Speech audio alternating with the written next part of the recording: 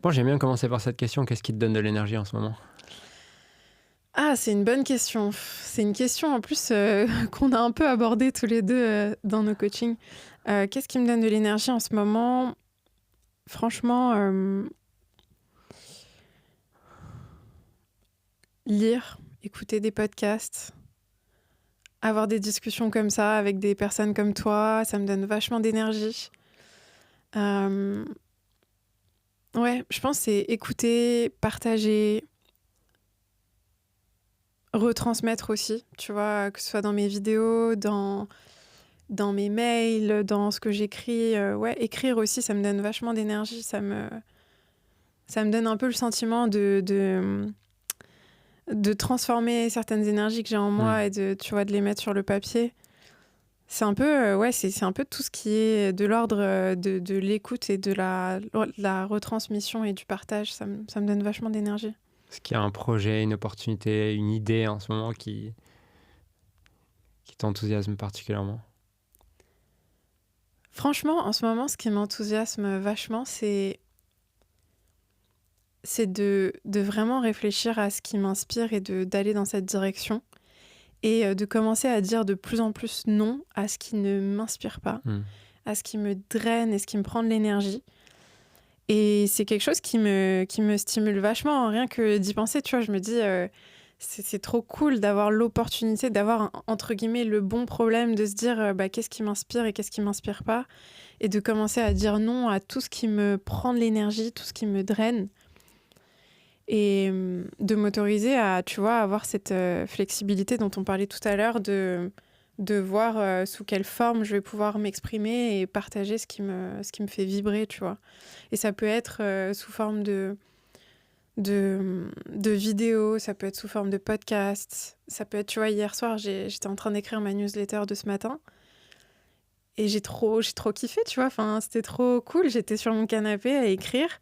Et je me suis rendu compte que l'écriture, c'était quelque chose que je fais depuis super longtemps et que j'adore faire, mais que j'avais un peu mis de côté, où je m'étais mis un peu des barrières sur comment écrire, où tu vois, il y a une forme sous laquelle il Mhm. faut écrire. Et de plus en plus, je m'autorise à écrire pour le plaisir et tu vois, ça me fait vachement du bien. Donc, il y en a plein en fait, finalement, des projets. Tu vois, tout à l'heure, je te parlais de prendre la parole, de faire peut-être des conférences, ce genre de trucs, ça m'inspire trop et j'ai envie de commencer à en faire assez rapidement, tu vois. J'ai envie de me lancer et de commencer à faire ça. Et ouais, de continuer à faire ce qui me plaît aussi, tu vois. Trop bien. Mm. Maintenant que du coup les gens se demandent un peu qui t'es, explique-moi pourquoi les gens te connaissent habituellement. Bah, je pense que les gens me connaissent pour les vidéos que je fais sur les réseaux sociaux, sur le développement personnel. Euh, j'ai beaucoup parlé de développement personnel, de psychologie, un petit peu de spiritualité aussi pour mon podcast. Et ce que je fais, c'est du coaching, même si maintenant je fais plus vraiment de coaching en priorité, mais je suis plus dans la transmission, dans mes programmes, dans mes formations.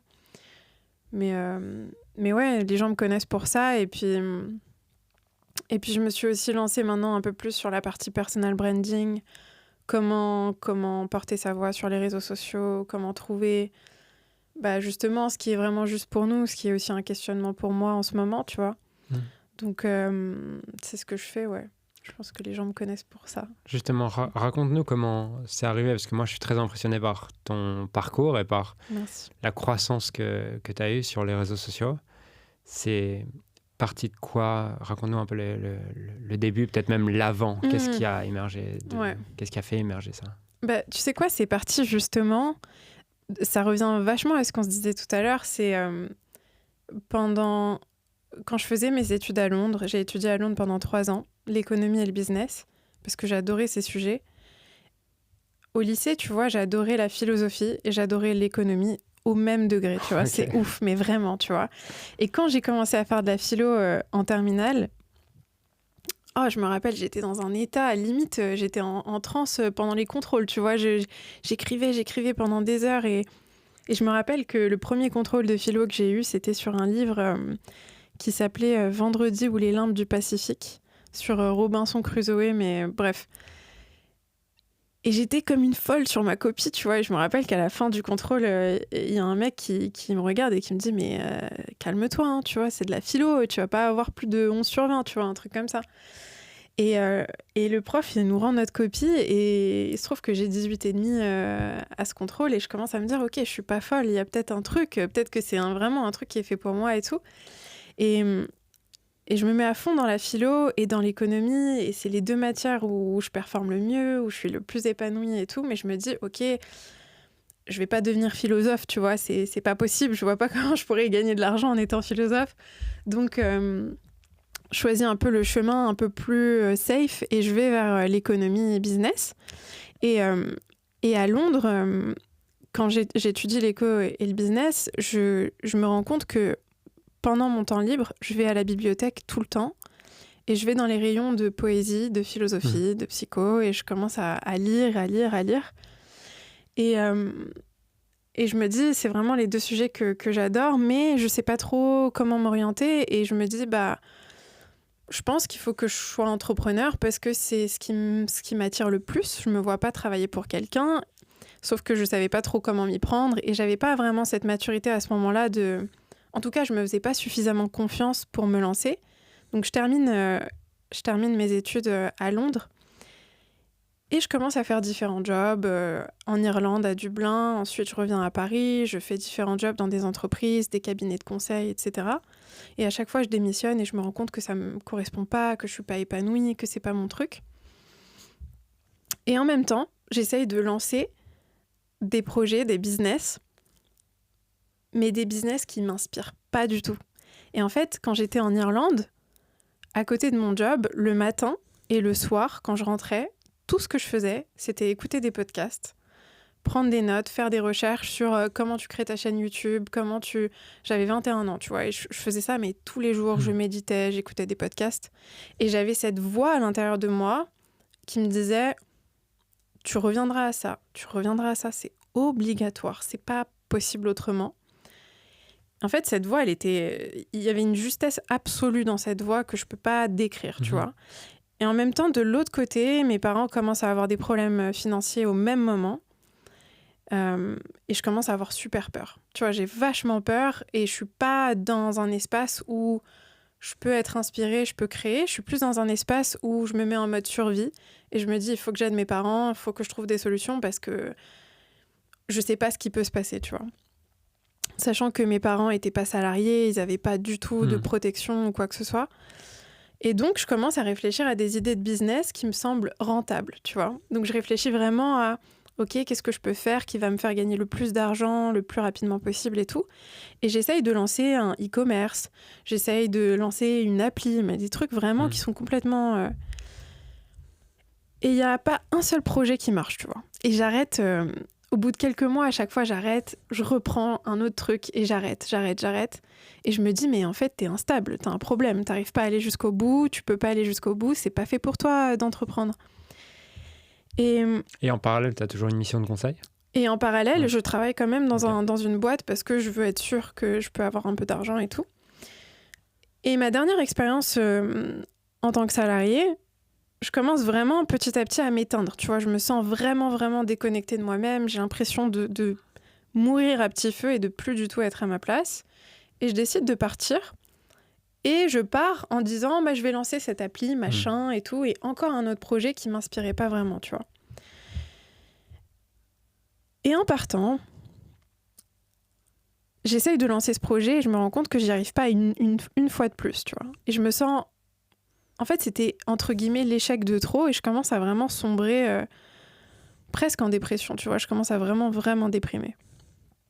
Et j'arrive à un stade où je suis tellement au fond du trou émotionnellement et je me sens tellement, tellement en échec et honteuse. J'avais vraiment ce sentiment de honte tellement profond envers moi-même. J'avais envie de me cacher du monde entier que...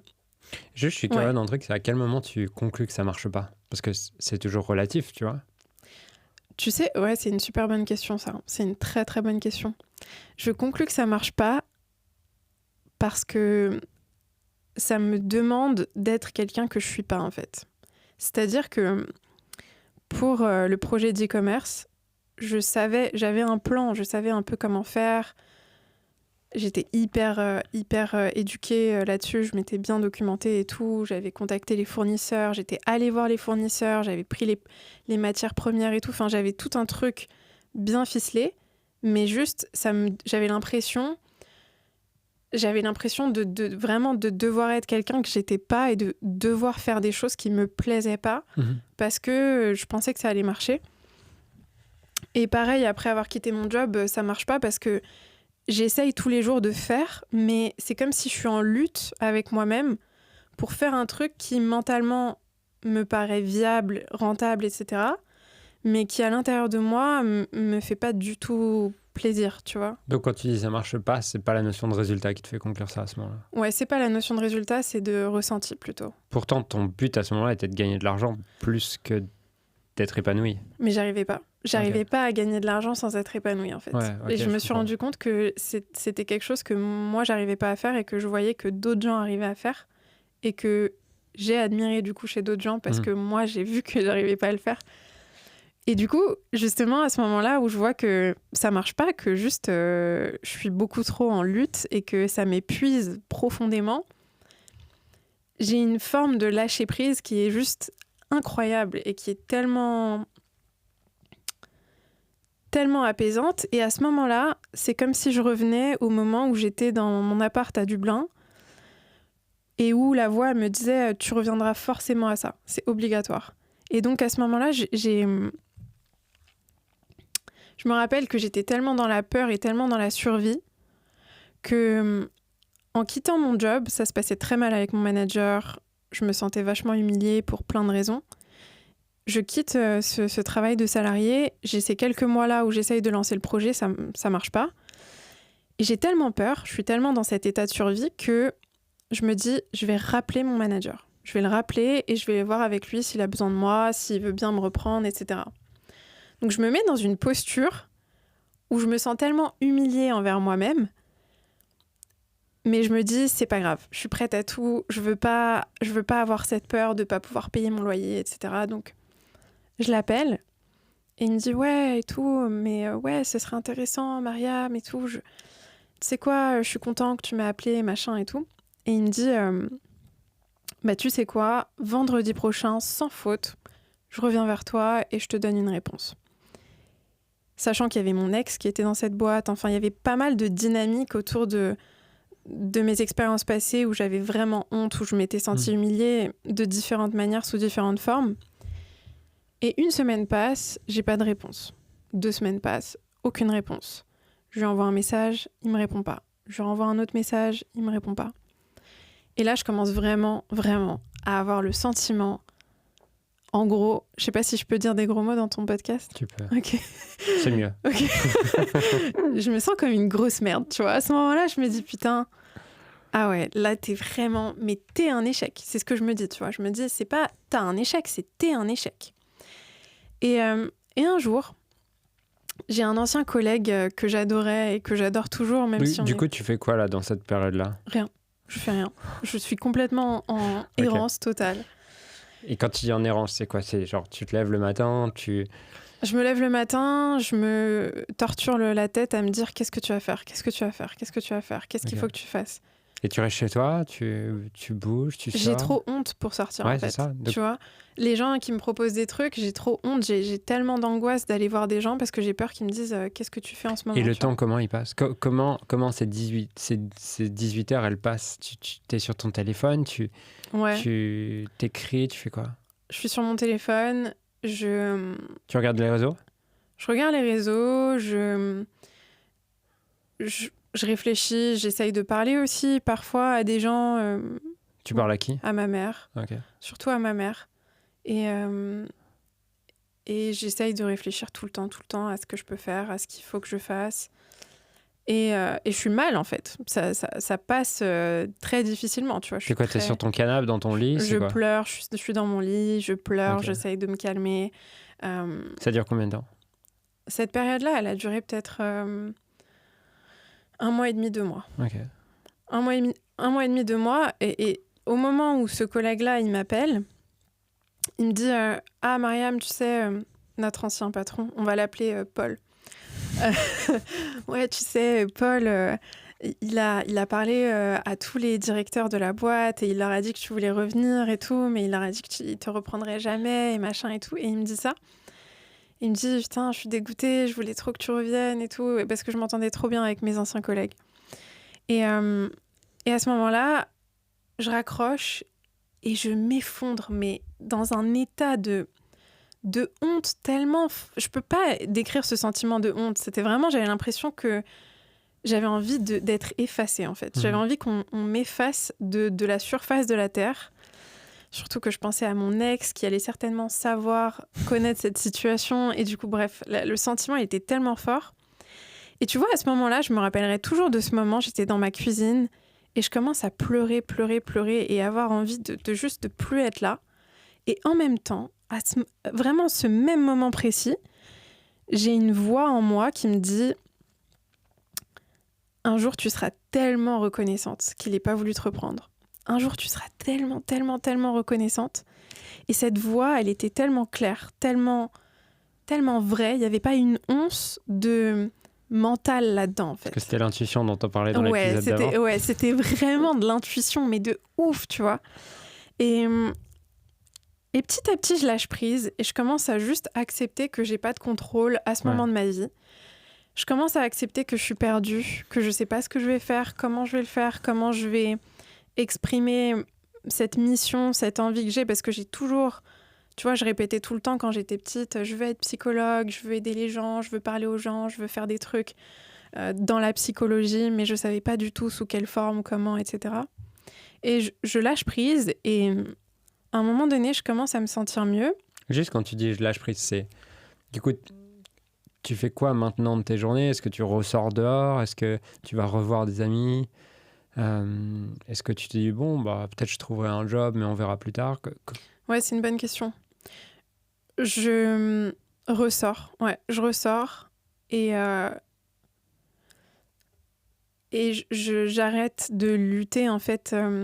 Je commence à essayer d'apprécier le fait de pas savoir, en fait, de pas avoir les réponses tout de suite, tu vois. Et donc pas savoir devient une opportunité plus qu'un problème. Ouais, je me dis mais toute ta vie t'as voulu tout contrôler, t'as voulu savoir c'était quoi le plan, la structure du plan, comment t'allais faire, les étapes, etc. Peut-être que t'as besoin de ça, peut-être que là c'est nécessaire pour toi de passer par cette phase-là. Vu que les autres trucs n'ont pas marché, peut-être que ça va marcher, en fait, de pas savoir et de rester dans cet espace-là un petit peu. Et je me rappelle que je vais prendre un café avec une fille que je connaissais, qui n'était pas une amie très proche, mais juste une fille que j'appréciais, et qui était avec 2 autres filles, dont une est devenue une amie par la suite. Et pendant la discussion, c'est trop bizarre, tu vois. Je dis rien de spécial, mais juste, je leur parle, je les conseille, je leur pose des questions et tout. Et dans la discussion, il y en a une des 3 qui dit « Ah, mais Mariam, c'est une excellente coach. Franchement, c'est une excellente coach, tu vois. » Et moi, j'avais jamais pensé au coaching de ma vie, tu vois. Je m'étais jamais dit « Oh, je vais faire du coaching. » ou quoi. Tu regardais un peu de contenu là-dessus ? J'en regardais énormément, franchement énormément, mais je m'étais jamais, moi, projetée dans le rôle de coach. Et à ce moment-là, j'ai comme un soulagement trop bizarre, tu vois. Je me dis, ah, ok, il y a peut-être un truc là, il y a peut-être un truc intéressant à explorer. Et je repars avec le cœur un peu plus léger, tu vois, comme si on m'avait donné une réponse, ou en tout cas, on m'avait donné une direction, tu vois. Et un jour, petit à petit, je commence à me sentir mieux, je commence à juste arrêter de résister et de me dire qu'il faut que j'ai les réponses. Et un jour, je suis chez moi, et une après-midi comme ça, j'ai une intuition qui me dit « TikTok, il faut que tu ailles sur TikTok », tu vois. Tu consommais du TikTok déjà ? Non, pas du tout. Ah ouais. Pas du tout. Je consommais pas du tout du TikTok. Et dis-toi que ma mère était sur TikTok avant moi. Elle commençait à faire des vidéos avant moi. Mais moi, j'étais pas du tout dessus. Ta mère, elle fait des vidéos ? Avant, elle en faisait. Avant que je m'y mette, elle en faisait des vidéos un peu drôles et tout. Mais je prenais pas du tout cette plateforme au sérieux. Je me disais, mais c'est pour les ados, tu vois, qui dansent et qui font des trucs. Et moi, c'est pas pour moi, tu vois. Et puis même, je me disais, c'est un truc qui t'aspire et tu Mm. vois, tu perds ton temps et ton énergie dessus. Sauf que j'ai cette intuition et j'entends un peu, j'entends et je vois 1 million sur TikTok, 1 million d'abonnés sur TikTok et je le vois, mais hyper clairement, hyper clairement. Et j'ai encore la story, hein. Je fais une story sur Instagram et je dis les amis, j'ai envie de me lancer sur TikTok, est-ce que vous savez comment ça marche? J'ai l'impression que c'est un peu compliqué. Et là, cette intuition-là de 1 million, elle t'arrive à quel moment? T'es dans un état différent? C'est quoi l'état interne qui permet à cette intuition d'arriver? Ouais, c'est un état de calme. T'es chez Vraiment. toi? T'es où? Je suis chez moi, sur mon canapé. Je me sens apaisée, en fait. Ah, Je ok. me sens apaisée et j'ai confiance dans le fait que les réponses vont venir, tu vois. Hum. Et c'est à ce moment-là où j'ai cette intuition. Et ce qui t'apaise, c'est te dire ça va aller. C'est quoi qui t'a apaisé? En fait, j'ai été tellement avant ça dans un état de lutte qui m'a tellement épuisée, Hum. où j'ai eu aucune réponse à part de la souffrance et de la... Je me suis tellement torturée à l'intérieur de moi à essayer de trouver les réponses mentalement Hum. que ça m'a tellement épuisée qu'à un moment donné, en fait, je suis arrivée à un stade où, tu vois, c'est un peu, tu sais, on parle de toucher le fond, je sais pas si on peut dire Ouais, ça, mais tu vois, j'étais un ouais. peu dans cet état de... Ouais, je vois. C'est plus possible, quoi. Ouais. Faut que j'arrête, ça marche pas. Ok. En fait, c'est comme si je pensais que c'était une stratégie qui allait marcher, Ouais. de me torturer la tête et le mental, et j'ai vu que ça marchait pas.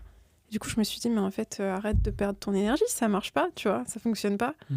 Et du coup, le fait de m'autoriser à relâcher cette pression, et c'est marrant, j'ai beaucoup remarqué ça dans ma vie, et je sais pas, je me demande si toi aussi t'as remarqué ça, mais c'est...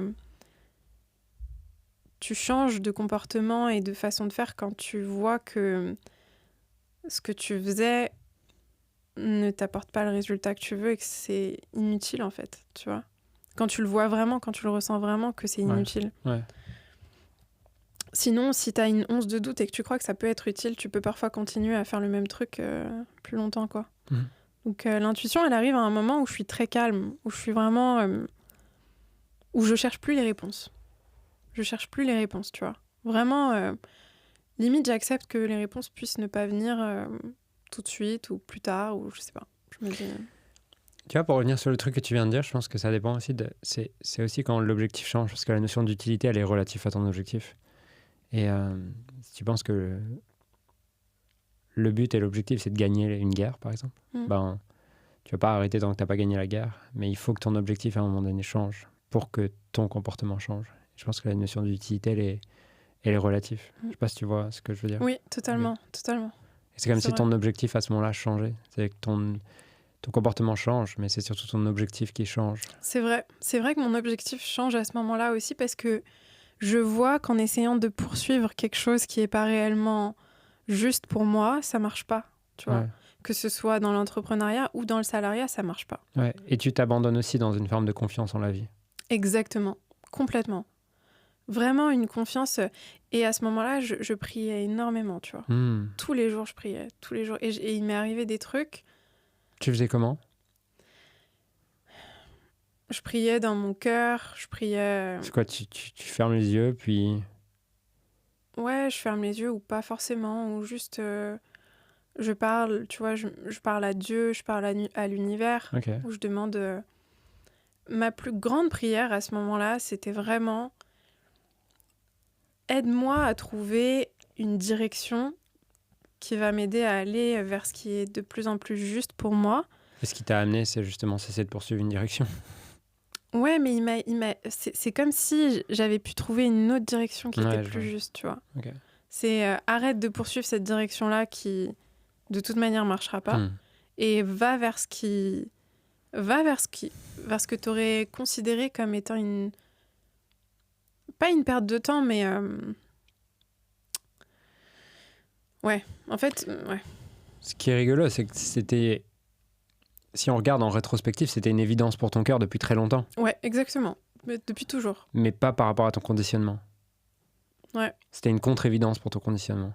Ouais, pour mon conditionnement, c'était... Ok. Bah, tu vas pas gagner d'argent en faisant Ouais, ça. Enfin, ouais. Oui, c'est un plaisir, quoi. C'est ouais, tout. c'est ça. C'est pas... Ok. Mm. Ouais. Ok, et du coup, à ce moment-là, tu t'abandonnes, ça va mieux, tu retrouves ça, tu as cette vision TikTok, Ouais. tu la partages sur Insta. Je la partage sur Insta et je demande, voilà, comment on fait et tout. Et je commence à... Et j'ai vraiment ce truc de... Tout est clair. Je vais faire des vidéos, ça y est, c'est clair, c'est évident. Et je vais pas m'arrêter. Je vais pas m'arrêter, même si ça marche pas, même si ça prend des années, je vais le faire et je sais que ça va marcher. Et est-ce que, genre, plus petite, tu as eu des moments où tu te filmais souvent, t'aimais prendre la parole, t'avais ça en toi ou Non, Non. Ok. non. J'aimais pas... Je détestais prendre la parole. Ok. Ça me faisait hyper peur. Ouais. Mais par contre, j'adorais faire un truc. C'est trop bizarre, mais par contre, j'adorais danser et chanter devant tout le monde. D'accord. J'adorais ça. J'avais trop envie de danser devant tout le monde, de chanter. Et je chantais mal, hein. Franchement, je savais, j'étais consciente que je chantais pas faux. Enfin, que c'était pas juste, tu vois, je chantais faux. Mais je chantais quand même, tu vois. Mais j'ai jamais vraiment eu le truc de... Par contre, à l'école, tu vois, quand il s'agissait de réciter des poésies, par exemple,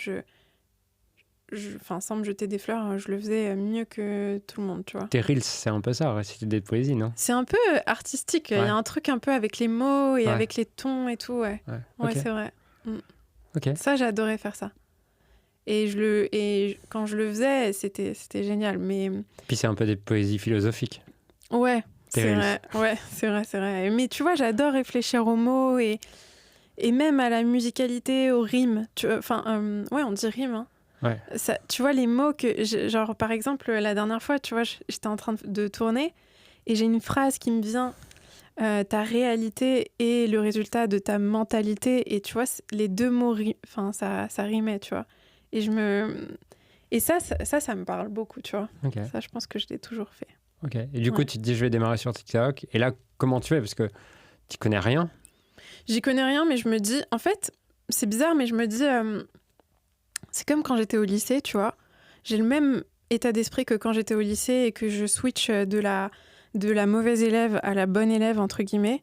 C'est que je me dis, mais c'est pas grave, je pars de loin, mais je vais y arriver. Ouais. Je sais que si quelqu'un d'autre a pu le faire avant moi, je vais le faire. De toute façon, l'objectif t'inspire tellement que Tellement. peu importe. Tellement. Peu importe ouais. le temps, peu importe comment, je vais y arriver et je vais trouver. Et je me dis, s'il y a d'autres gens qui ont pu découvrir comment monter une vidéo, tu vois, avoir de l'impact et tout, c'est sûr que pourquoi pas moi, tu vois, il n'y a pas de raison. Et je me dis... Ça, c'est il y a combien de temps exactement que tu lances TikTok? T'as cette C'était vision? à 3 ans. 3 ans? 3 ans et demi presque, hein, je crois. C'était en août 2021. Ok. Ouais. Et je commence à publier.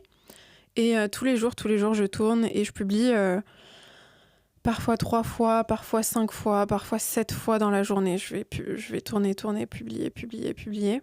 Donc tu fais que ça, hein. Tu essaies pas de retrouver un job. Non, je fais que ça. Comment tu vis? Avec le chômage. Ok. Avec le chômage, franchement, hein, je suis à découvert tous les mois, c'est pas du tout confortable, mais je me dis c'est maintenant ou jamais, et si tu le fais pas maintenant, de toute façon, tu le feras jamais. Donc là, et je suis très reconnaissante pour le chômage, hein, parce que sinon, je sais pas comment j'aurais fait, tu vois. C'est pour ça que t'es parti payer tes impôts à Dubaï. Bon, c'est un autre sujet. C'était cadeau. Merci Julien. Mais ouais, franchement, c'était vraiment une chance de pouvoir lancer. Merci. J'apprécie. On va couper ça au montage, ok? Non, on va pas couper ça. Je me permets de me foutre de ta gueule parce que je suis pareil. Mais moi, j'ai pas eu de chômage. C'est vrai? Mais bon, j'ai l'université ou des trucs, bref.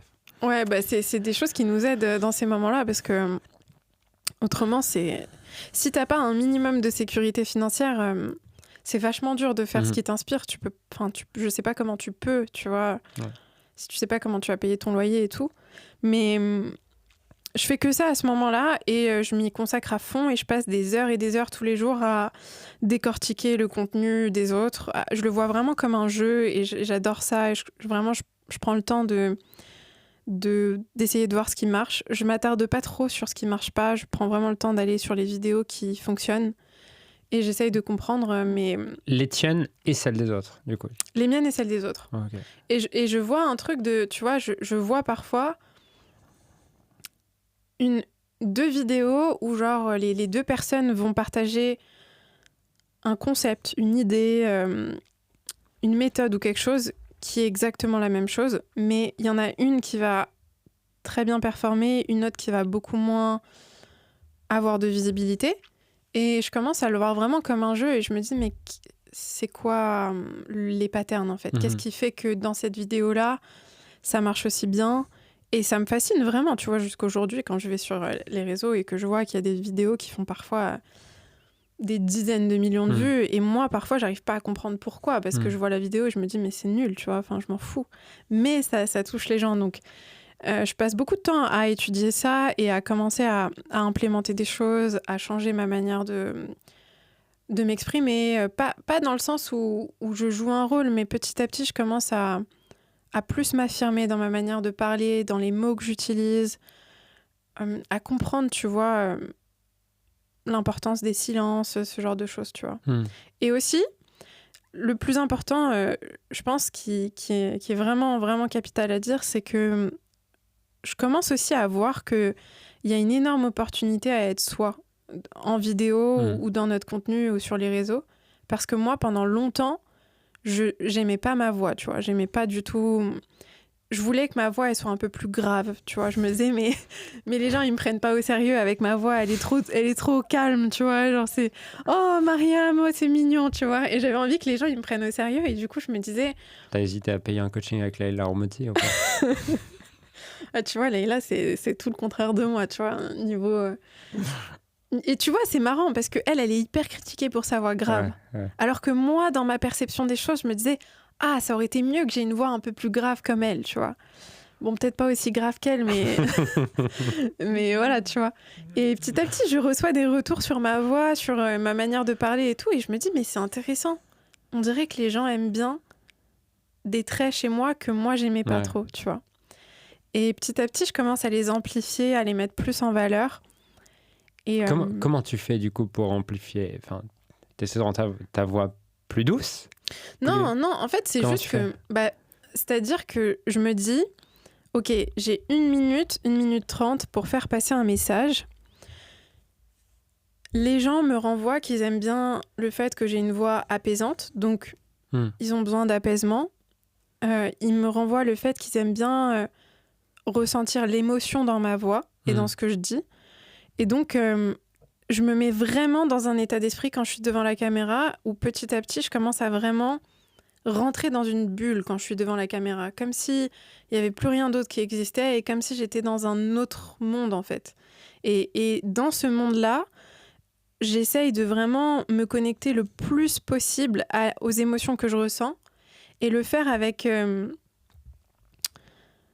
tellement de sincérité et en même temps mêler sincérité avec une certaine forme de maîtrise, tu vois. Donc, comment expliquer ça? Justement, c'est une question que je voulais te poser. Raconte-moi, quand tu te mets devant la caméra, à quoi tu penses? À qui tu penses? Où est ton focus? Ouais. Parle-moi de tout ça. Quand je suis devant la caméra, j'ai un peu ce truc de... C'est une image assez floue, mais j'ai une image de plein de gens qui attendent mon message, en fait, qui ont besoin de ce message précis. Quand tu me dis elle est floue... Elle est floue parce que j'ai pas des visages. Tu vois. Mais tu vois comme une photo floue? Comme une scène où il y a plein de gens, mais je vois pas leur visage précisément. Juste, je vois qu'il y a des gens et j'imagine un peu à quoi ils ressemblent, tu vois. Mais... Ces gens, t'imagines que c'est des gens de ton audience ou pas du tout?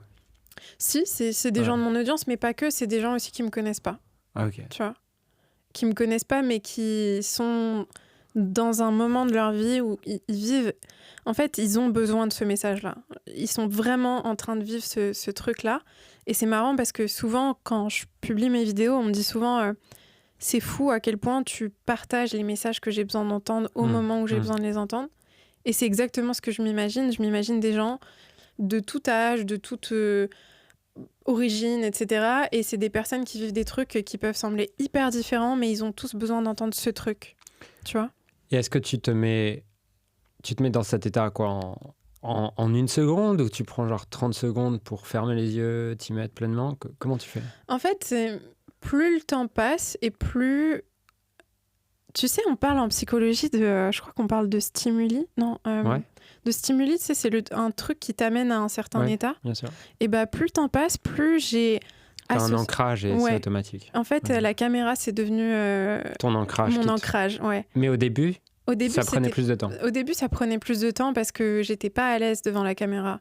Il fallait que vraiment, en fait, au début, je me suis juste dit un truc, c'est fais tellement de vidéos, mais tellement, publiant tellement que t'as plus du tout ce truc de gêne, en fait. T'as Ok. plus ce truc de gêne-là et tu peux passer à ok, maintenant, qu'est-ce que je veux faire passer comme message? Qu'est-ce que je veux donner aux gens? Comment est-ce que je veux me connecter? Mais au début, je pensais pas à comment je peux exprimer le truc de la meilleure manière ou comment est-ce que je peux faire transmettre mon émotion. Au début, c'était vraiment décomplexe-toi à fond.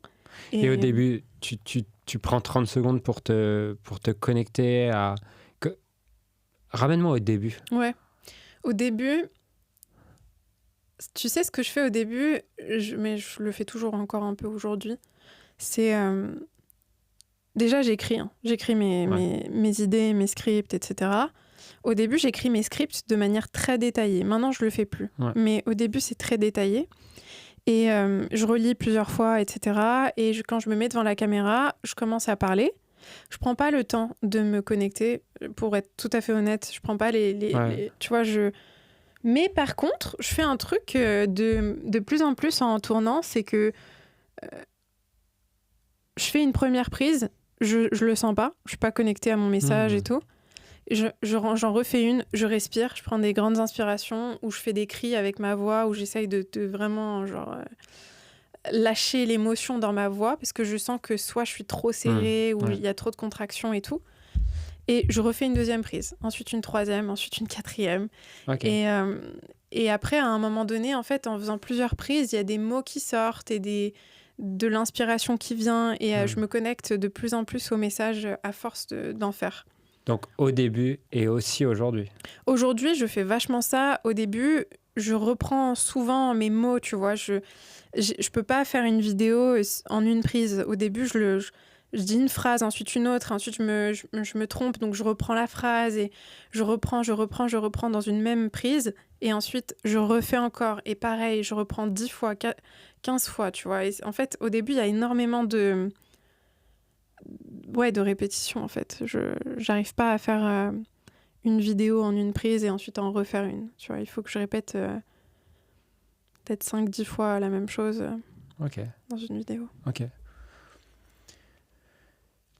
Mais je suis pas connectée aux émotions au début. C'est pas... Non, c'est hyper intéressant parce que moi, le premier, j'ai le fantasme, tu vois, de regarder mes vidéos, me dire elles sont nulles. Mais en fait, je la fais une fois et je passe à autre chose. Ah, c'est intéressant, ok, ouais. Ah, c'est intéressant ça, ouais. Ah bah franchement, non. Si j'avais fait une fois, ça aurait été complètement différent, je pense. Mais je le vois en plus, tu vois, que même si, imaginons, je fais vraiment une trop grosse erreur. Encore sur les vidéos longues, je les laisse, donc je m'en fous un peu. Mais sur une vidéo courte, je fais une trop grosse erreur, je me dis non, tu la refais. Et c'est vrai que la deuxième fois, et c'est toujours mieux. je suis mieux, plus à l'aise et tout. Et je me dis, mais pourquoi j'ai pas pensé à ça plus tôt? C'est le pouvoir de la répétition, c'est incroyable, tu vois. C'est un truc de fou à quel point. Et c'est pour ça, tu vois, que avec mes clients, je leur conseille ça, justement. Ouais. Je leur dis, aucune possibilité de faire 10 vidéos de suite et ensuite de laisser 10 jours et ensuite refaire 10 vidéos.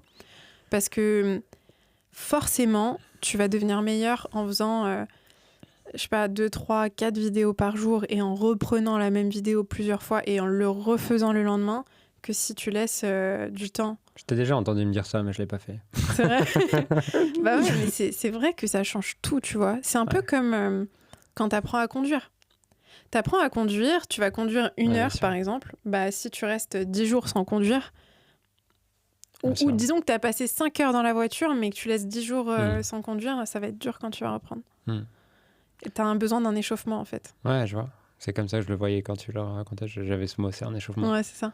Ok. Et t'en fais plusieurs de suite ou jamais? Ouais, plusieurs. Ah ouais. Ouais, toujours. Non, mais quand je dis plusieurs de suite, c'est par exemple la vidéo sur le sujet de X, la vidéo sur le sujet Ouais. du... Ouais, tu les enchaînes. Ouais, Ok. exactement. Ouais, je fais plusieurs de suite. Mais du coup, tu fais pour en faire 3, t'en fais 45 en vrai. Enfin, peut-être pas autant, mais... Aujourd'hui peut-être plus 15, tu vois. Ouais, t'en fais 15. Ouais, mais t'en fais quand même 15 aujourd'hui. Ouais, après, ça dépend. T'en fais... Ça dépend. Mais Tu fais entre 3 et 7, quoi. ouais. Ah ouais. Ouais. Mais parce que aujourd'hui, c'est une règle. Pour moi, la première, on la publie pas. Non, mais c'est super intéressant, tu vois. Je pense que c'est important que les gens entendent ça, parce que sinon, tu te dis, putain, mes vidéos, elles marchent pas. Alors que tu vois pas que même les créateurs que t'admires, probablement qu'ils l'ont refait 1000 fois, quoi. Il faut, mais c'est un peu comme, regarde, un pâtissier ou je sais pas, un cuisinier ou peu importe, ou une chanteuse. Elle va s'échauffer. Un pâtissier, s'il veut faire une belle création, ou je sais pas, il veut faire des crêpes, la première crêpe, il va jamais l'utiliser, tu vois. Non, je suis complètement d'accord. Ça me paraît évident, mais c'est fascinant de voir aussi à quel point quand le désir est intrinsèque, c'est naturel pour toi. Tu te poses même pas la question, bah bien sûr, je vais m'entraîner, bien sûr, je vais répéter. Alors que quand c'est un moyen pour un but, du coup, ça te fait un peu plus chier de te répéter, de tout ça. Complètement. Et c'est ça une des grosses différences, c'est que pour toi, le million sur TikTok, c'était pas un moyen. Tu vois, c'était pas un moyen pour faire 10 000 € par mois ou quoi. C'était un but. C'était un but. Ouais. Et c'était cette image que je te partageais tout à l'heure de je veux toucher des millions de personnes. Ouais. Je veux qu'il y ait tellement de personnes qui vibrent avec moi et qu'on soit sur la même fréquence et qu'on se connecte et qu'on se comprenne. Et ouais, j'ai jamais, pour être vraiment à 1000% honnête, avant de démarrer et en démarrant, j'ai jamais eu comme objectif... je me suis jamais dit comment je peux faire pour gagner de l'argent avec ça, en fait. Ouais. J'étais tellement persuadée que l'argent, ça allait venir. Et du coup, j'étais un peu trop persuadée. J'ai pas du tout fait attention à ça pendant longtemps. Hein. Mais j'ai jamais été, à ce moment-là, en tout cas, attachée à ça, du tout. Ça a été quoi la vitesse de croissance ?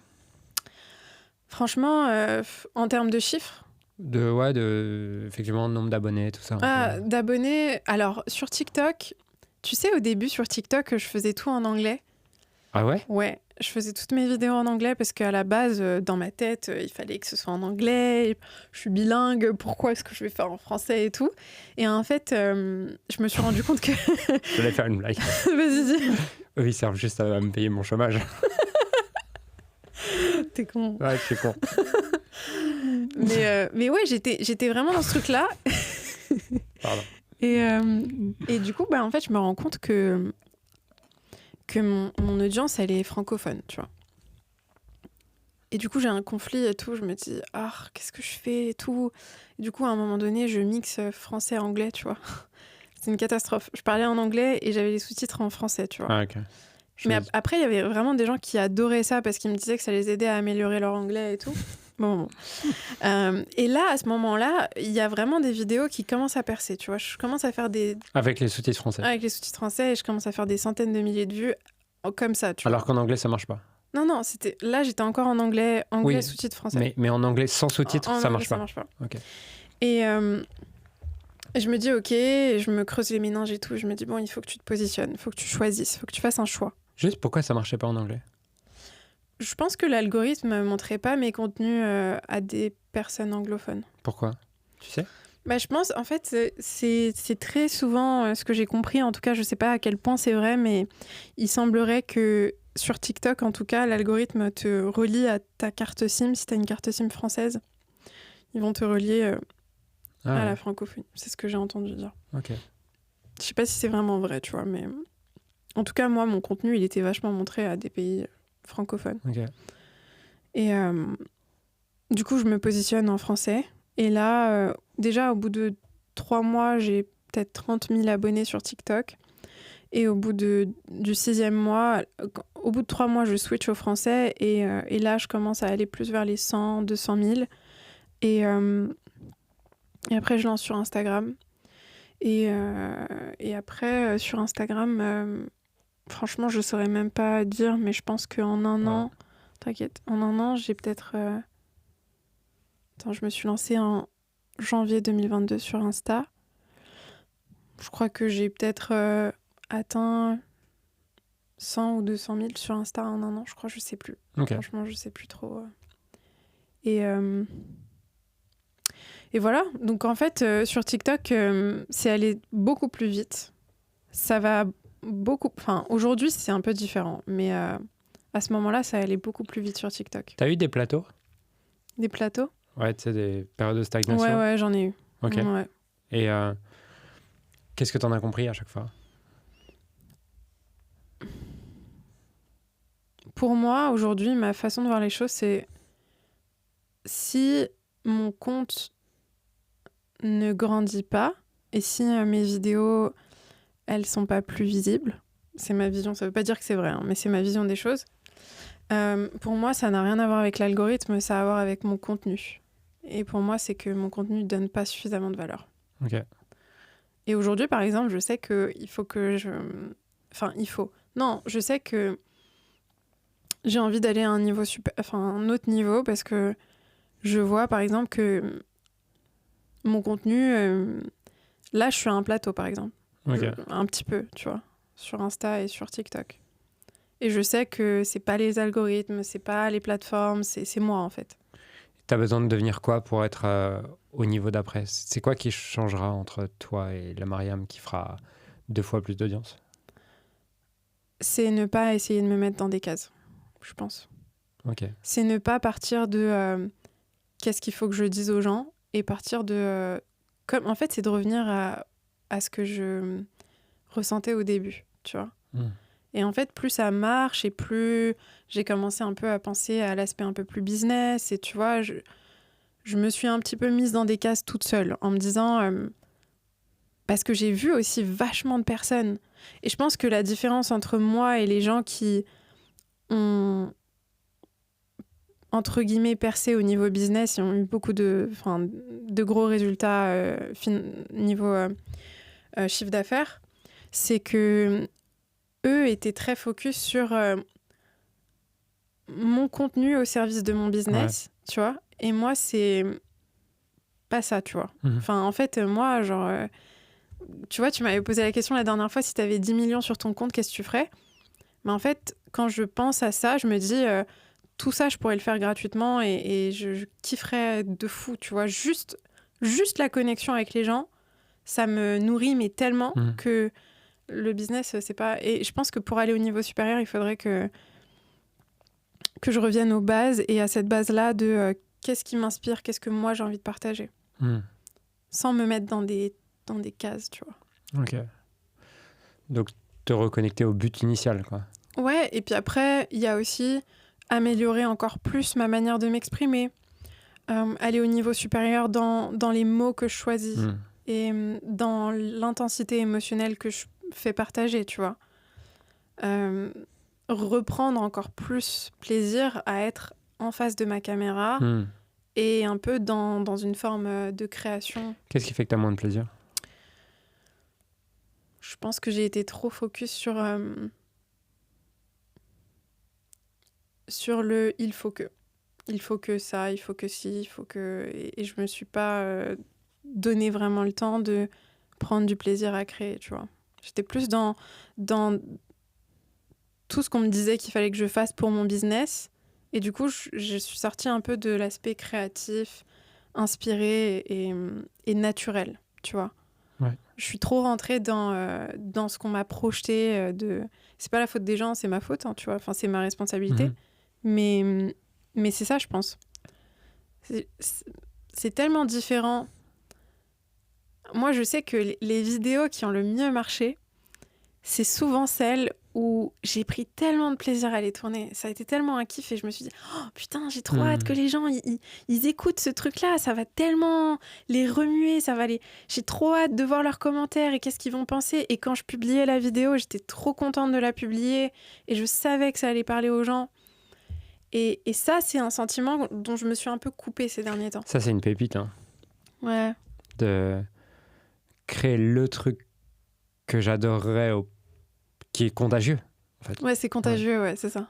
Ok, Ouais. j'adore cette idée. Et du coup, la question probablement quelqu'un qui crée du contenu peut se poser, c'est qu'est-ce que j'adorerais partager à partir de là, non? C'est ça, mais Ouais. à 1000%. Ouais. Qu'est-ce que j'adorerais partager? Et c'est, tu sais, c'est un peu la question moi que je pose beaucoup à mes clients, c'est si t'étais en soirée à 2h du mat, t'es complètement KO et t'as envie de dormir, rentrer dormir, qu'est-ce que quelqu'un devrait te dire? Sur quel sujet quelqu'un devrait te lancer pour que tu sois... Limite, t'aies l'impression de revivre et tu pourrais partir pendant des heures sur ce sujet-là, tu vois. Tu peux nous donner d'autres questions, justement, qui sont des bons prompts de... Bah, tu vois, la question que tu m'as posée, moi, je trouve que c'était une très bonne question sur qu'est-ce que tu ferais si tu avais 10 millions sur ton compte. C'est intéressant de se demander vers quel domaine tu irais, qu'est-ce que tu ferais, qu'est-ce qui t'inspirerait. La question de ce dont tu parlerais si tu étais en soirée à 2h du mat, moi, elle m'a beaucoup aidée aussi. Après, je trouve que, tu vois, ces questions, elles donnent un domaine, une grande catégorie. Mais c'est pas forcément facile pour quelqu'un, et je m'inclus, de passer de cette grande catégorie à une idée de Reels, tu vois. Je sais, par exemple, quelle est ma grande catégorie. J'ai pas de doute là-dessus. Par contre, c'est pas facile pour moi, en tout cas, de transposer cette grande catégorie en voici 10 Reels que je pourrais faire. Ouais, mais tu sais pourquoi? Parce que, en fait, c'est un exercice, c'est un muscle de réfléchir en termes de Reels parce que, en fait, t'entraînes ton cerveau à réfléchir, à transmettre une idée en un temps très court, en fait. C'est ça, c'est transmettre une idée en un temps très court.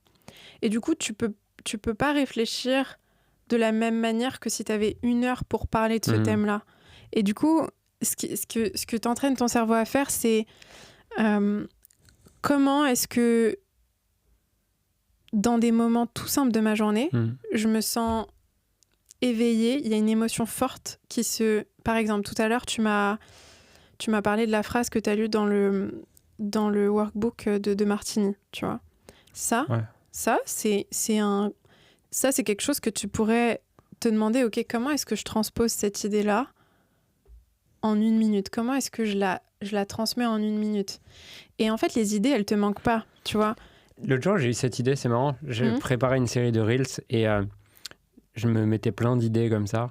Et puis, je me suis dit, tiens, c'est un truc qui pourrait être cool, c'est de reprendre tous les trucs que j'ai surlignés dans les derniers livres que j'ai lus et tout, et de me demander comment je peux en faire un Reel. Exactement. Ouais. Et en fait, maintenant, à chaque fois que... Ça, c'est un muscle que j'ai beaucoup construit, c'est je parle avec toi, ou j'écoute un podcast, ou je lis un livre, il y a un truc qui va me réveiller, qui va m'appeler, je le note tout de suite. Tout de suite, je le note. Et ensuite, quand je l'ai noté, je me demande, ok, comment est-ce que maintenant je le transmets en 1 minute, 1 minute 30? Et là, tu vas voir qu'en fait, il te manque jamais d'inspiration. T'en as plein de l'inspiration, mais c'est plus, ok, comment est-ce que je fais pour que cette idée-là, elle touche le cœur des gens? Comment est-ce que je fais pour que ça les mette en éveil? Et c'est là où, par exemple, moi, j'apprends à mes clients à... Il y a des mots à intensité émotionnelle faible et des mots à intensité émotionnelle forte.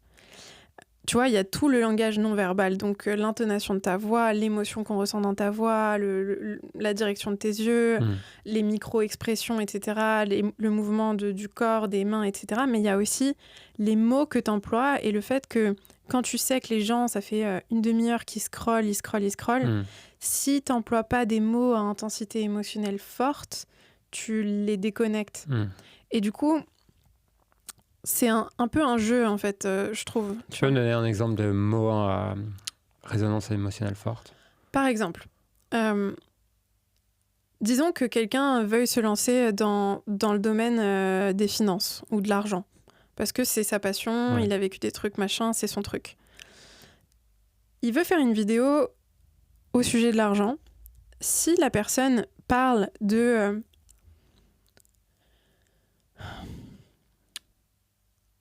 utilise un mot comme être en difficulté financière versus être pauvre, là, on a deux mots qui ont une intensité, une vibration, une fréquence différente. Pauvre marche mieux. Pauvre marche mieux parce que pauvre, ça a une vibration beaucoup plus forte, tu vois. Je capte. Et difficulté financière, ça veut tout et rien dire. Tu vois, tu peux être millionnaire et avoir des difficultés financières, donc ça nous touche moins au cœur, tu vois. Ce qui nous touche, c'est ces mots qui ont une vibration très forte, Je vois. une fréquence très forte, et donc qui suscitent de l'émotion en nous, tu vois. Et si et en fait, plus on est dans la nuance, ce qui est une forme d'intelligence énorme, d'être dans la nuance. Mais pas sur les réseaux. Ouais, en fait, non. Ouais, sur les réseaux, non. Parce que si tu es dans la nuance, tu polarises pas suffisamment pour toucher, pour vraiment susciter une émotion forte, tu vois. Okay. Je pense, en tout cas. Ouais, non, mais ça me parle. Ok. Ouais. Ok. Qu'est-ce que tu sais sur les réseaux ou tu comprends sur les réseaux que la majorité des gens lambda qui essaient de créer du contenu, mais qui stagnent peut-être à, j'en sais rien, 300, 500 abonnés, 5000, 10 000, eux ne comprennent pas? Il y a plusieurs choses. La première, c'est qu'ils prennent probablement pas assez de risques dans ce qu'ils disent. Ils essayent probablement, ils partent probablement de la manière dont les autres vont les percevoir plutôt que de ce que eux ont envie de partager, sans se freiner, sans se mettre de barrières. Et du coup, je pense qu'ils sont vraiment dans une forme de sécurité, de ne pas prendre trop de risques, de ne pas oser dire des choses qui peuvent heurter. Tu vois, moi, on m'a pas mal de fois dit oui, mais c'est pas si simple. Oui, mais il y a ça, il y a ce truc-là. Oui, mais bien sûr qu'il y a tout ça, mais tu serais pas dans mes commentaires si j'avais été dans la nuance, tu vois.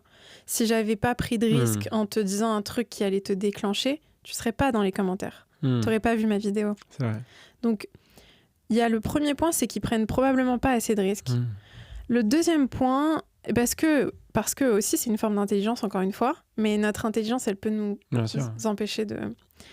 Et deuxième point, ils sont probablement pas suffisamment vulnérables, dans le sens où il y a quelque chose de vachement important et de vachement beau à être vulnérable sur les réseaux sociaux.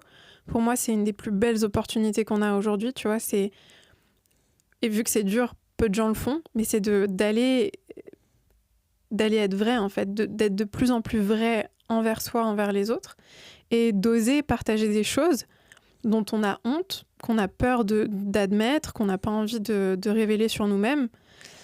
Ça connecte avec les gens, et les gens le sentent. D'ailleurs, c'est un truc qui m'impressionne chez toi, de voir que j'ai jamais vu de différence entre toi, c'est celle que je connais, tu vois, et quand je te vois sur les réseaux, tu vois, je te suis peu, enfin je te suis peu, mais depuis quand je vais regarder régulièrement ce que tu fais, à chaque fois je me dis waouh, en fait c'est dingue, je vais parler dans la journée et ouais, elle est la même, tu vois, alors que plein de fois t'aurais pu montrer autre chose, tu vois.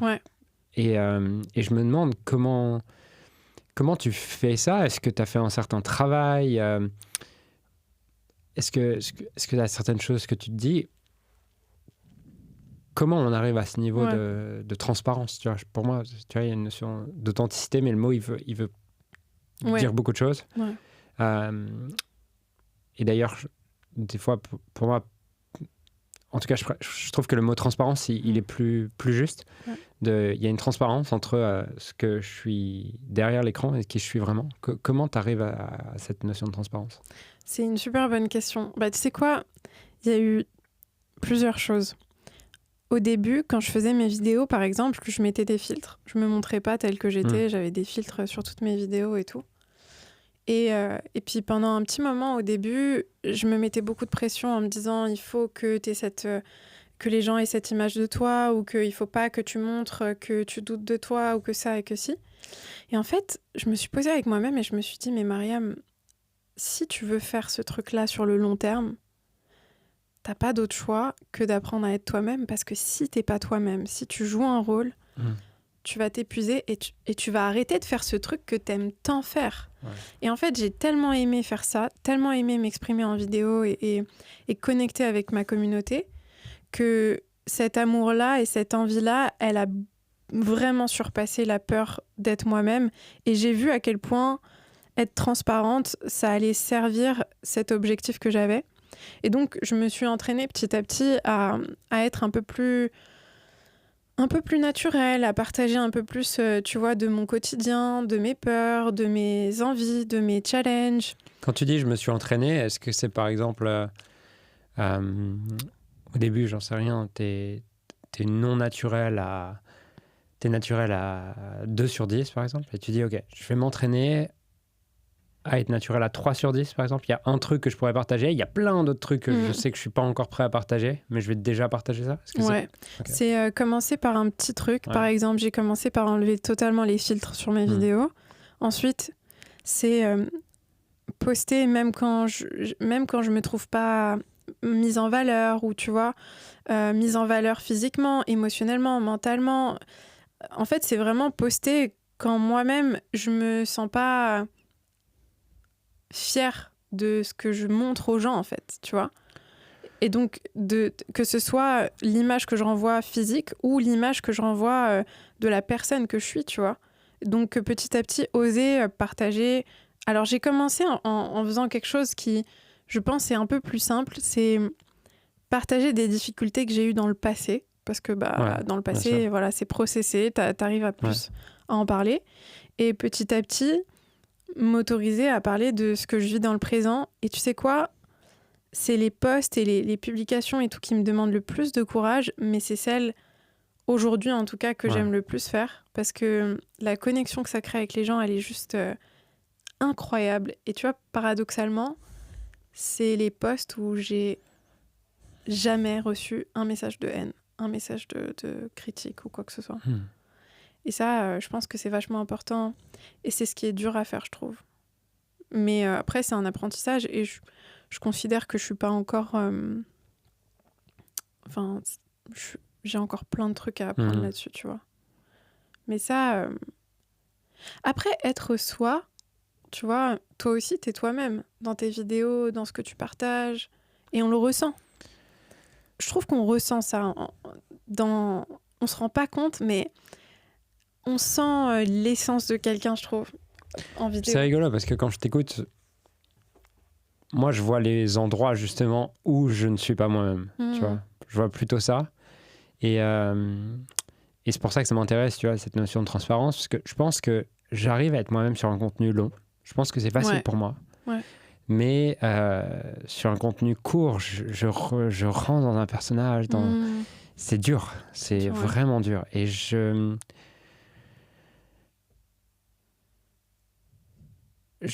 suis admiratif de comment est-ce que tu arrives à mixer cette stratégie de... Chez ce script, j'ai utilisé des mots spécifiques. Ces mots, ils ont pour but de toucher, de faire des vues. C'est quand même important pour moi de pouvoir toucher plein de monde, d'avoir toutes ces métriques. Et de l'autre, j'arrive à être naturelle, transparente. Comment tu mixes ces deux choses? Parce que moi, au moment où je me dis ça et j'envisage ça, c'est comme si la part performeur en moi, elle me dit mais Julien, l'objectif c'est ça. Comment tu peux mixer les deux? J'ai une dualité quand j'entends ça, tu vois. Ok, c'est trop intéressant. Bah, en fait, je le vois vraiment comme un exercice au service de quelque chose qui est profondément juste pour moi. Je le vois pas comme... tu vois, je le vois pas comme une technique marketing, par exemple. Je le vois vraiment comme... comme c'est un peu comme un pont, et c'est ce pont-là qu'il faut que je construise pour que ma communauté me trouve et que moi je les trouve, tu vois. Et en fait, je me dis pas, au moment où je suis devant la caméra, je me dis juste que... Ouais, il y a un côté un peu performance. Il y a un côté un peu comme si t'étais sur scène. Mais justement, t'es dans un moment où tu peux amplifier tout ce que t'es, tout ce que tu veux partager, mais fois 10 000 parce que t'as pas le temps en fait. Le temps, il est très court, donc vu que le temps est très court, c'est une opportunité d'amplifier ton message, d'amplifier qui tu es. Et en fait, tu l'amplifies, tu changes pas qui tu es, tu l'amplifies simplement. Tu vois, par exemple, dans mes vidéos, je parle beaucoup plus calmement. Tu vois, je fais beaucoup plus de silence. Après, peut-être qu'il faudrait que j'essaye de faire ça aussi en interview, tu vois, mais c'est beaucoup plus... Le ton est pas le même. Ma manière de parler, elle est un peu plus intense émotionnellement, tu vois. Et du coup, c'est pas que je sais pas que je suis quelqu'un d'autre, c'est juste que je suis moi, mais en plus amplifié, en un temps plus court, tu vois. Et que je choisis bien mes mots. J'ai l'impression que tu fais... Tes reels sont de la performance, sont du... Ouais, de la performance. Tes stories sont peut-être plus transparentes. C'est comme ça que tu vois les choses? Ou pas du tout? Bah, il y a de la performance et en même temps, il y a vraiment, vraiment de l'émotion aussi.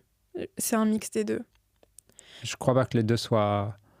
Ouais, moi je le vois pas comme incompatible. Je pense que... Moi, je pense aussi que c'est compatible. D'ailleurs, une belle performance, c'est une performance qui est remplie d'émotions, tu vois. Si tu penses à... C'est vrai. J'avais vu le film de Katy Perry qui m'inspire énormément. Je sais pas si tu l'as vu. Non, je l'ai pas vu. Okay. Mais je l'ai vu sur un Paris-Dubaï. Il est sur le Paris-Dubaï. Ah ouais, okay.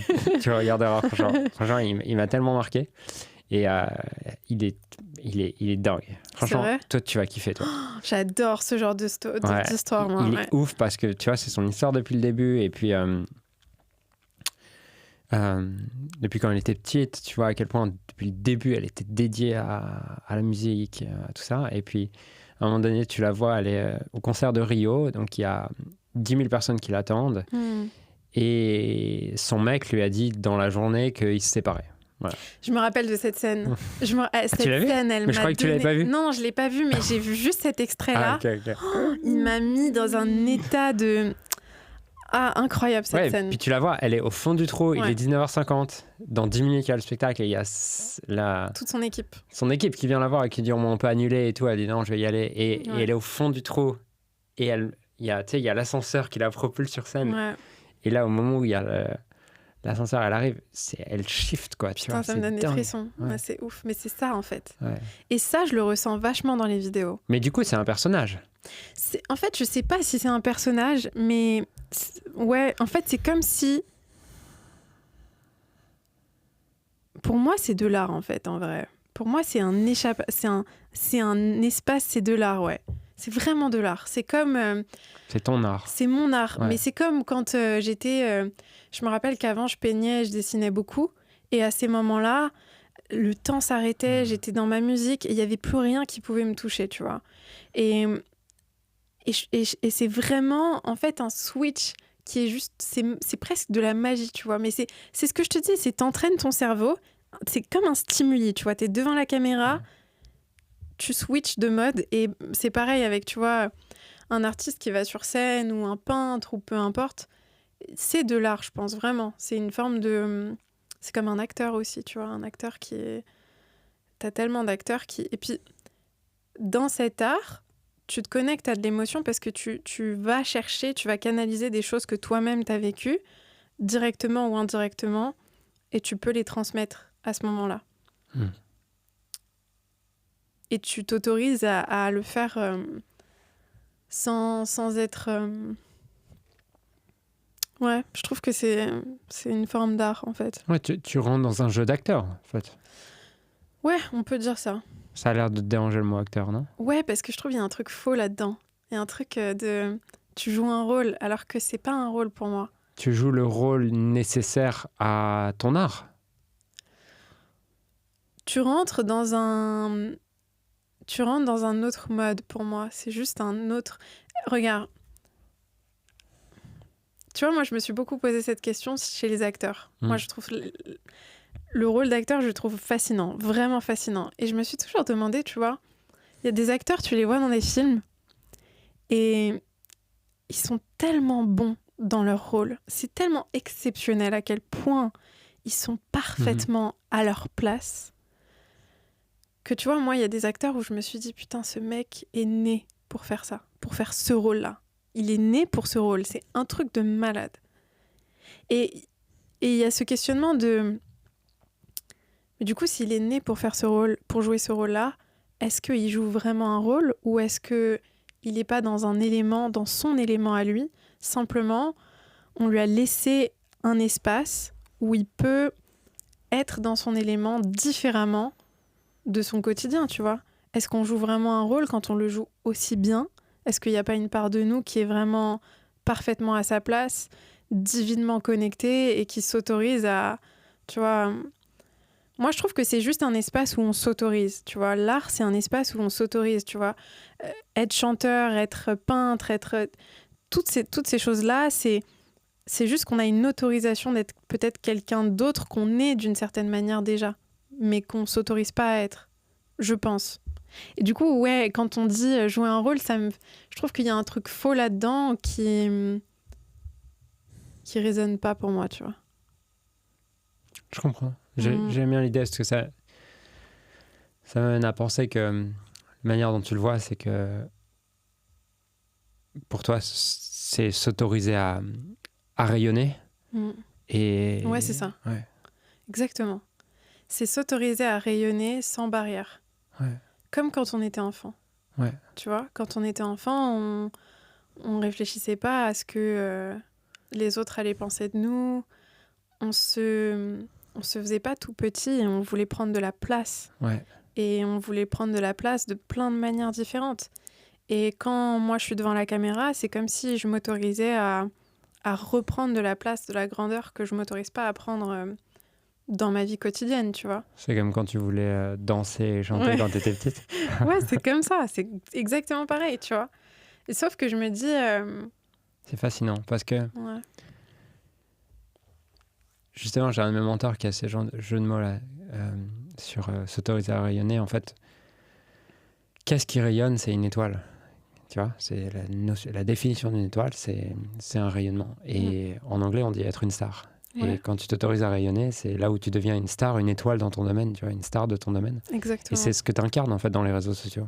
C'est qu'en étant face à la caméra, tu t'autorises à rayonner et tu es devenu une star dans ton domaine, tu vois, qui est la création de contenu dans le développement personnel. Ouais, je pense que c'est ça, c'est une forme d'art, c'est de s'autoriser à rayonner à notre façon, de la manière qui nous inspire.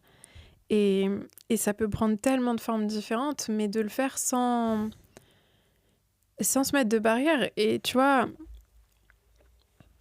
ce switch, il est vachement intéressant. Tu vois, le switch qu'on ressent quand on passe sur scène. Moi, ça me fascine, tu vois, de me dire qu'est-ce qui se passe à ce moment-là, tu vois, qu'est-ce qui se passe. Et moi, je pense que ce qui se passe, c'est une connexion divine. Pour moi, c'est du divin, en fait. Oui, bien sûr. C'est pas... on n'est plus dans notre état d'humain terrestre. On est dans un état d'humain... dans un état de connexion tellement forte que... Ouais, il y en a qui rentrent en transe, il y en a qui rentrent... Parce que c'est trop... Ça va au-delà de toi, tu vois. Ce que je trouve fascinant, c'est que si on regarde ta vie, tu vois, pour moi, tu t'autorises à rayonner quand tu es pleinement dans ta raison d'être. Et si on regarde ta vie, il y a toujours eu cette poésie, cette philosophie. Tu as juste trouvé une forme plus efficiente aujourd'hui. Exactement. Ouais, c'est vrai. Et je pense que c'est hyper important de préciser ça pour les gens qui nous écoutent. Parce que sinon, ils vont se dire, en fait, m'autoriser à rayonner, c'est faire rimer les mots comme Mariam. Mais non, en fait... Toi, ça te fait rayonner parce que ça a toujours été là, ce truc-là. Exactement. Et probablement que notre forme de rayonnement, c'est ce qu'on a toujours été, mais qu'on n'a peut-être pas encore découvert. Qu'on n'a peut-être pas encore exactement découvert. Et comme tu disais très bien, c'est qu'on est peut-être tellement attaché à une forme qu'on n'arrive pas à voir qu'il y aurait tellement d'autres formes possibles.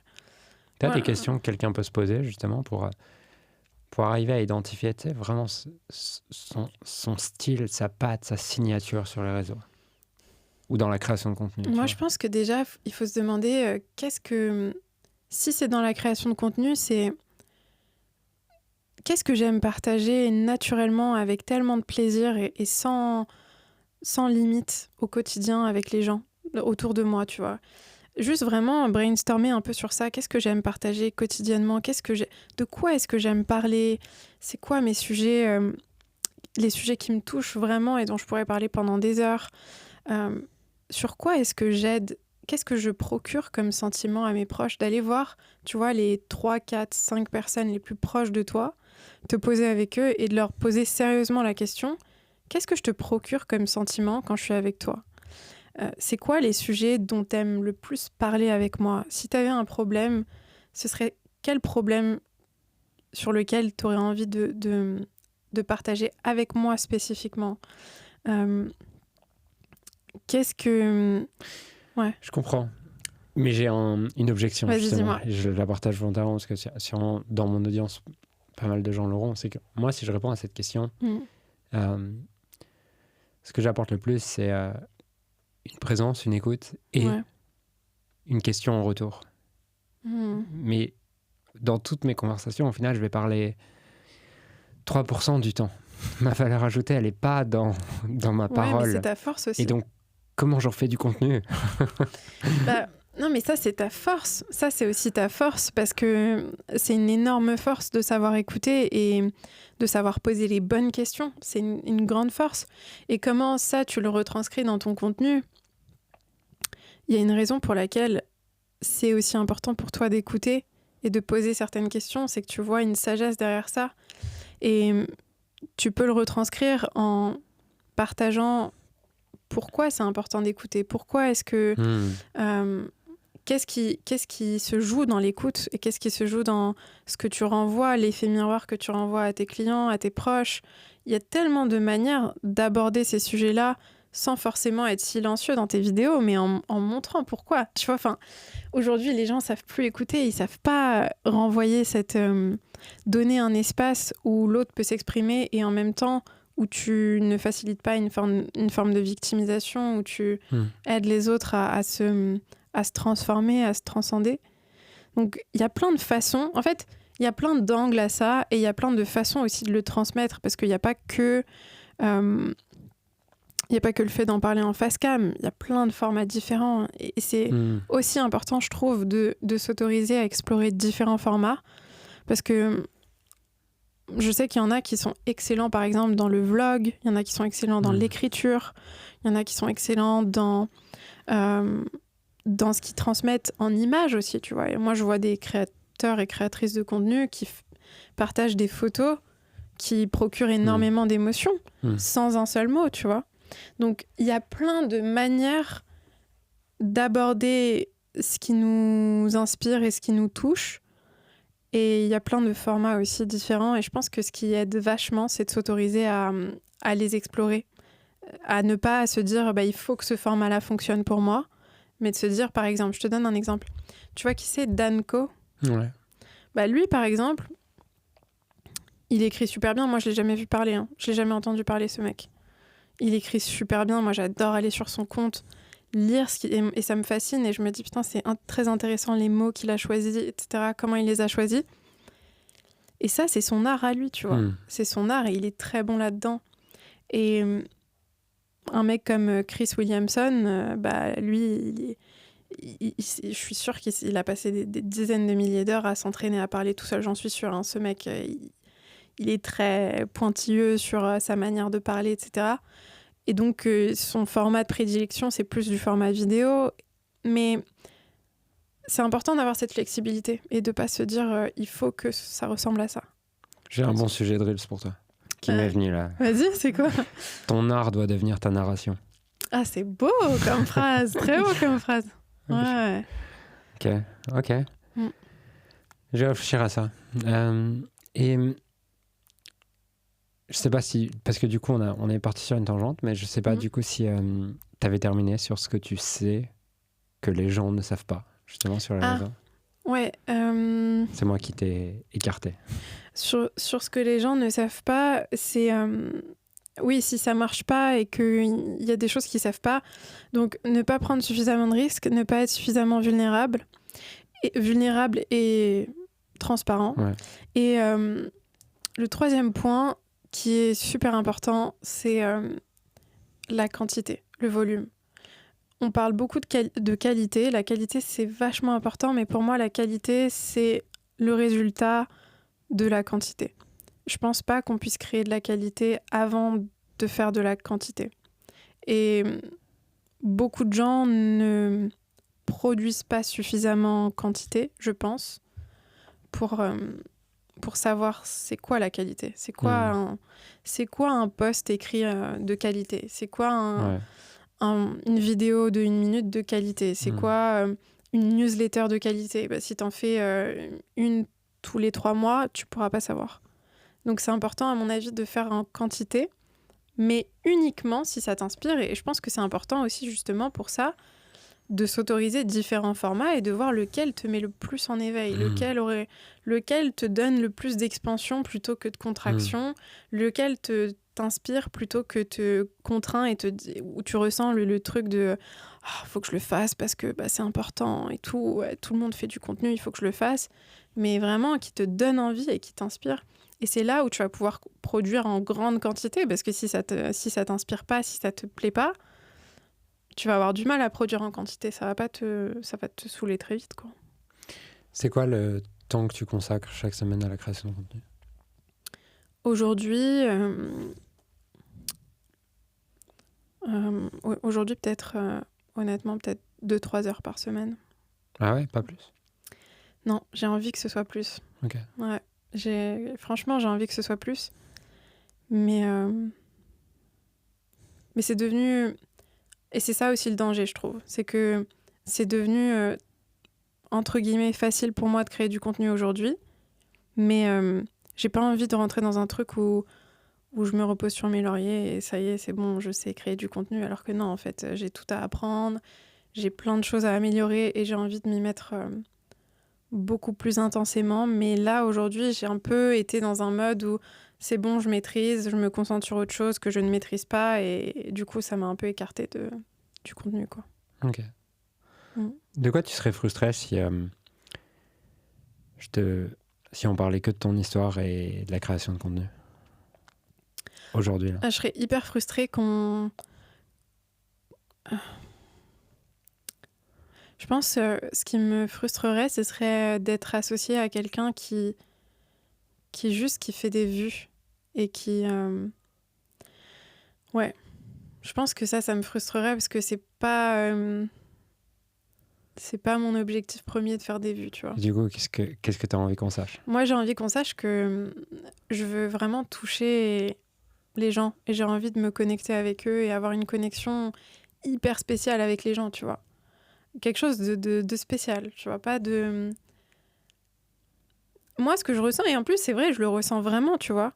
Ma communauté, je les vois comme une famille d'âmes à laquelle j'étais censée me connecter et qui sont proches de moi, même si je peux pas les voir, tu vois. Et c'est des gens que j'aime, tu vois.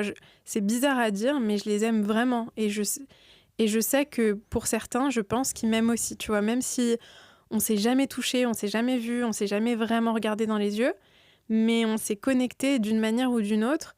Et c'est ça que je veux. Je veux vraiment me connecter avec eux et pas juste qu'on pense que je fais des vues et que je fais des vidéos et c'est tout, tu vois. Je pense à ça. Ok. Forcément, tu vois, ça me fait penser à... Je te connais, donc tout ça prend sens quand tu dis ça. Ouais. C'est quand on parlait tout à l'heure dans l'autre podcast, donc les gens pourront aller voir s'ils n'ont pas le vu. Mais tu vois, la mission du fond derrière la forme, c'est que tu as dit plein de mots qui sont ultra importants, tu vois, dans l'essence de ta mission, qui sont connexion spéciale, famille d'âme. Et au final, si tu restes à connexion et famille d'âme, tu peux la ressentir partout, à tout moment. Ouais, partout. Et la famille est importante pour toi aussi. C'est trop important pour moi. Ouais. C'est, je pense, une de mes plus grandes valeurs, c'est la famille. Hein. C'est clair et net. Et tu vois, c'est vrai ce que tu dis, parce que l'autre jour, c'était une journée tellement, tellement belle. Je sais pas ce qui s'est passé pendant cette journée, mais j'ai été déjeuner avec ma mère dans une boulangerie, tu vois. Et on se pose, et en fait, il y avait une terrasse, et ma mère va chercher le déjeuner et je me pose sur la terrasse et il y avait une femme à côté de moi, à ma gauche, qui mangeait toute seule. Et il y avait un homme devant moi qui s'était posé et qui venait de finir de déjeuner. Et c'était trop bizarre, je te jure. C'était comme si ces personnes-là, je ressentais une forme d'attraction à eux, mais je peux pas expliquer comment ou pourquoi. Et je commence à parler avec la femme et je sens une sensibilité chez elle. Je sens que c'est quelqu'un de très sensible, etc. Et on part sur un sujet, sur le sujet de où vivre et le voyage, etc. Et puis ma mère arrive et puis le mec commence à parler avec nous d'une énorme douceur et tout. Et on commence à déjeuner tous ensemble et à parler pendant 1h30, tous ensemble. Et je te promets que je suis partie, j'étais tellement nourrie par cet échange et je me suis dit, c'était vraiment un rendez-vous. C'était pas un hasard, tu vois.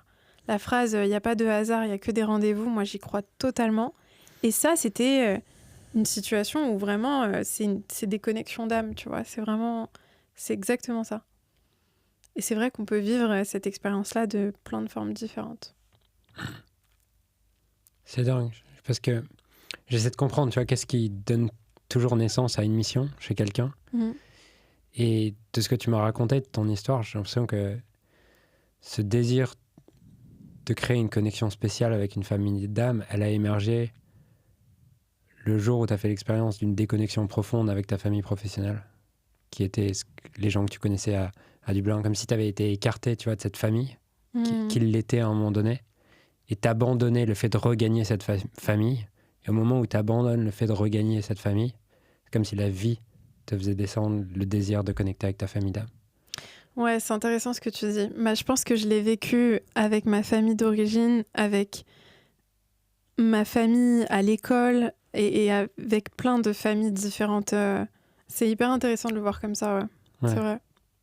C'est vrai. Comme si tu avais fait l'expérience d'être déconnecté plein de fois avec les familles de matière, tu vois, pour désirer de connecter à une famille d'âme, et que ça soit les réseaux, c'est aussi intéressant dans le sens où, bah oui, c'est une famille d'âme, mais c'est aussi une famille qui est...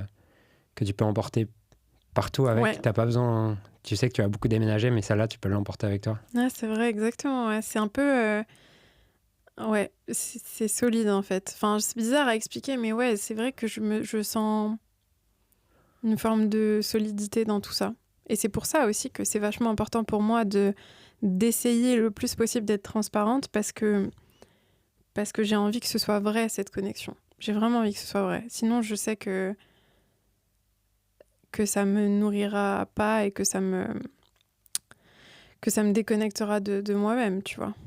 Et d'eux, du coup, parce que ce sera faux. Enfin, ce sera pas...